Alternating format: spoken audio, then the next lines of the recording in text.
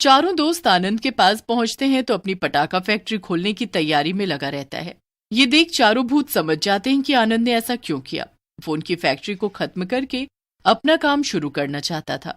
हम इसकी पटाखा फैक्ट्री कभी नहीं खुलने देंगे, पर वो तो खोल ही लेगा और उसकी फैक्ट्री चल भी जाएगी, क्योंकि यहाँ हमारी फैक्ट्री के अलावा कोई पटाखा फैक्ट्री नहीं थी और अब हमारी फैक्ट्री तो जलकर खत्म हो गई। अब तो बस इसी की फैक्ट्री यहाँ होगी तो चलेगी ही चलेगी।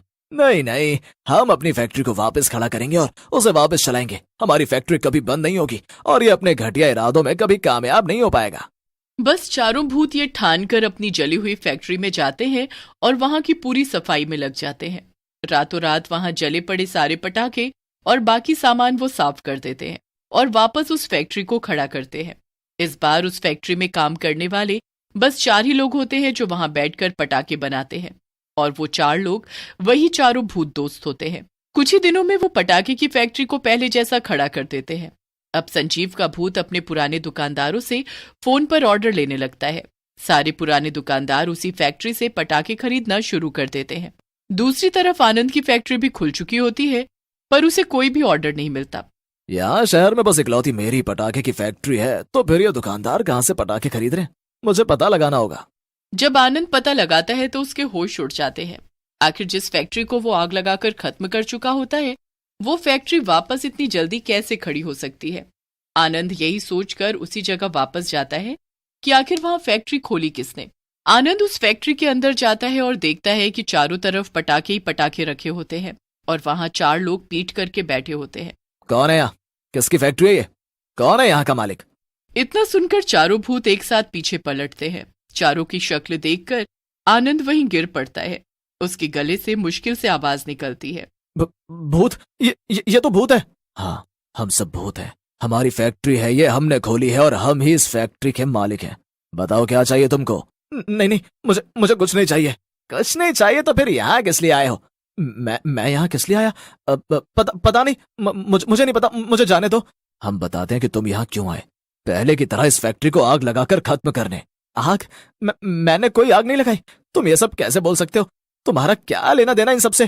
क्योंकि हम चारों भूत तुम्हारे दोस्त जगत, संजीव, मनोज और रमेश हैं, जिसने इतनी मेहनत से ये फैक्ट्री खोली और चलाई और तूने एक पल में इसे खत्म कर दिया। हम सब उस फैक्ट्री में तड़प तड़प कर मर गए और तू दूर खड़ा तमाशा देखता रहा। नहीं, ऐसा नहीं है। मुझे जाने दो। कहीं नहीं जाने देंगे। तेरी वजह से हम चारों की जान गई, हमारी फैक्ट्री जलकर खत्म हुई और हमारे परिवार आज एक एक पैसे का मोहताज है। मुझसे गलती हो गई, मुझे माफ कर दो। मैं तुम सबसे जलने लगा था और बस उसी में आकर मैंने ये सब कर डाला। किया है तो तुझे भुगतना भी पड़ेगा। पकड़ लो इसको। आनंद बहुत चिल्लाता है, पर वो चारों भूत उसे वहीं पकड़कर रख लेते हैं। वो उसे वहां से जाने नहीं देते। उसके बाद वो आनंद को वहीं फैक्ट्री में बांधकर उसी की फैक्ट्री में जाते हैं। वहां जाकर वो सारे पटाखे सड़कों पर फेंक देते हैं। हर तरफ सड़कों पर पटाखे ही पटाखे पड़े होते हैं। लोग बड़े हैरान होते हैं कि आखिर इतने पटाखे सड़कों पर क्या कर रहे हैं। धीरे धीरे लोग आकर सड़कों पर पड़े पटाखे उठाना शुरू कर देते हैं और अपने घर में ले जाकर इकट्ठा कर लेते हैं। कुछ ही दिन में आनंद की फैक्ट्री खाली हो जाती है। दिवाली वाले दिन हर गरीब के घर पटाखे होते हैं। सब लोग मुफ्त के पटाखे जला रहे होते हैं और यहाँ आनंद अभी भी भूतों की पटाखा फैक्ट्री में बंद होता है। आनंद को ऐसे तड़पता देख चारों भूत बड़े खुश होते हैं। तेरी पूरी फैक्ट्री हमने लुटा दी, कुछ नहीं बचा अब उसमें। तूने तो हमारी जान ली, लेकिन हमने बस तेरे साथ वो किया जो जिंदगी भर तू याद रखेगा और दोबारा किसी के साथ ऐसा करने का सोचेगा भी नहीं।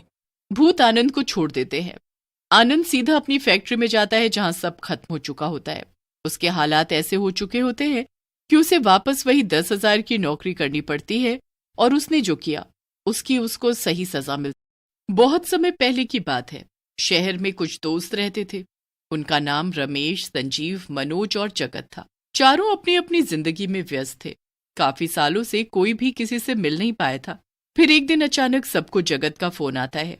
वो काफी परेशान लग रहा होता है और सबको मिलने के लिए बोलता है। जगत को ऐसे परेशान देख सब उससे मिलने उसके घर पहुंच जाते हैं। क्या हुआ भाई? तूने हम सबको ऐसे आज इतने सालों बाद अचानक क्यों बुलाया? अरे बस बात ही कुछ ऐसी थी, तो मुझे बस तुम सभी याद आए। हाँ, बोल तो क्या हुआ? पिछले कुछ समय से मैं बिल्कुल खाली बैठा हूँ और मेरा काम धाम बिल्कुल बंद पड़ा है। मेरे सर पर बहुत ज्यादा कर्जा हो गया है और कर्जदारों ने बोला है कि अगर मैंने 1 महीने में उनके पैसे नहीं लौटाए तो वो मुझे छोड़ेंगे नहीं। अरे भाई, इसमें मैं तेरी कोई मदद नहीं कर पाऊंगा। पता है ना तुझे, तो मैं अपने ससुराल में रहता हूँ, मैं तो खुद उनके भरोसे हूँ। अरे भाई, मैं भी फंसा पड़ा हूँ। मैं और मेरे भैया दोनों एक ही काम कर रहे थे, और अब वो सब उन्होंने अपने अंदर कर लिया है। मुझे उसके बदले उन्होंने पैसे दे दिए, जिससे मैंने ये घर ले लिया जिसमें अब मैं रह रहा हूँ। मेरी हालत तो तुम सबसे बुरी है। मैं तो एक छोटी सी नौकरी करता हूँ और 2 महीने से घर का किराया तक नहीं दिया है। हे भगवान, ये क्या हो रहा है? हम चारों के सर पर लगता है एक साथ मुसीबत आ पड़ी है। सही में मैं सोच रहा हूँ कि क्यों ना हम चारों मिलकर कोई काम शुरू करें। अभी इस वक्त किसी के पास काम नहीं है। रमेश की नौकरी भी बस ऐसे ही है। हम कोई काम शुरू कर सकते हैं और सबका हिस्सा उसमें बराबर बराबर का रहेगा। हाँ, ये आइडिया तो सही है। हाँ, है तो सही, पर काम क्या करेंगे? अभी दिवाली आने वाली है, तो क्यों ना ऐसा कोई काम शुरू करें जो दिवाली पर इस्तेमाल होता हो। लाइट्स, लड़ियों का काम? नहीं, उसमें तो आधी खराब निकल जाती हैं। डेकोरेशन का सामान? नहीं नहीं, वो भी नहीं। पटाखे? हाँ, ये बढ़िया आइडिया है, उसमें तो बहुत कमाई है। हम पटाखे की फैक्ट्री खोलते हैं। सबको मनोज का आइडिया बहुत पसंद आता है। सब पटाखे बनाने की फैक्ट्री खोलने की बात पर सहमत होते हैं। जल्दी वो सब मिलकर फैक्ट्री खोल भी लेते हैं और उसमें बराबर बराबर हिस्सा मिलाते हैं। सबको पैसे देने में बड़ी दिक्कत होती है, पर कैसे भी करके सब इंतजाम कर ही लेते हैं। जैसे तैसे बड़ी मुश्किलों से फैक्ट्री खुल जाती है और उसमें पटाखे बनना शुरू भी हो जाते हैं। सब लोग अपना अपना काम बांट लेते हैं। मनोज फैक्ट्री का काम देखने लगता है, संजीव बाजार से ऑर्डर लाता है, जगत पटाखे के ऑर्डर भरवाता है और रमेश सारा हिसाब किताब रखता है। सब कुछ बहुत ही बढ़िया चल रहा होता है। संजीव बड़ी मेहनत से ऑर्डर पर ऑर्डर लेकर आता रहता है। चारों दोस्त पटाखे की फैक्ट्री में खूब अंधा पैसा कमाने लगते हैं। अब तो हमारा काम अच्छे से जम गया है। हाँ, मेरी मेहनत जो है, मैं इतने बड़े बड़े ऑर्डर जो लेकर आया हूँ। ऐसा नहीं है भाई, ये तो सबकी मेहनत है। अरे मैं तो मजाक कर रहा हूँ। उस रात चारों दोस्त खूब पार्टी करते हैं और सबकी जिंदगी मजे में गुजर रही होती है। पर जैसे उनके 5वें दोस्त आनंद को ये बात पता लगती है, उसे बड़ी चिढ़ होती है। इन चारों ने मिलकर पटाखों की फैक्ट्री खोल डाली और मुझे बाहर से पता लग रहा है। सबके सब ऐश की जिंदगी जी रहे हैं और मैं यहाँ 10,000 की नौकरी कर रहा हूँ। मैं ये नहीं होने दूंगा। मैं इनकी फैक्ट्री भी नहीं रहने दूंगा, सब खत्म कर दूंगा। बस इसी बुरी नीयत से आनंद चुपके से फैक्ट्री में घुस जाता है और फैक्ट्री में एक माचिस की तिल्ली जलाकर फेंक देता है। अचानक वहां पड़े पटाखों में आग लग जाती है और सारे पटाखे फूटने लगते हैं। चारों दोस्त देखने के लिए भागते, पर तब तक तो सारे पटाखों में आग लग चुकी होती है। वहां पर काम करने वाले सब लोग डर कर भाग जाते हैं। बस चारों दोस्त वहां रह जाते हैं। वो अपनी फैक्ट्री को बचाने की खूब कोशिश करते हैं, पर वो अपनी फैक्ट्री जलने से नहीं बचा पाते। पटाखों की वजह से आग तेजी से फैलती है। चारों दोस्त उस आग में फंस जाते हैं। इस आग में हम चारों तरफ से घिर गए हैं। अब हमारा बचना मुश्किल है। ये आखिर कैसे हो गया? यहाँ तो एक माचिस भी लाना मना है। तभी संजीव को खिड़की से आनंद दिखाई देता है, जो उनकी जलती हुई फैक्ट्री को देखकर बहुत खुश हो रहा होता है। वो देखो आनंद, ये यहाँ क्या कर रहा है? मतलब इसी ने हमारी फैक्ट्री में कुछ किया है। अब हमें बचने का सोचना है। छोड़ो अभी ये सब कि किसने किया है। चारों वहां से भागने की बहुत कोशिश करते हैं, पर नाकाम रहते हैं। वो फैक्ट्री की आग में जलने लगते हैं और पटाखों के शोर में उनके चीखने की आवाज भी नहीं आती। चारों दोस्त इतनी बुरी तड़पती हुई मौत मरते हैं कि उनमें से किसी की भी आत्मा को शांति नहीं मिलती।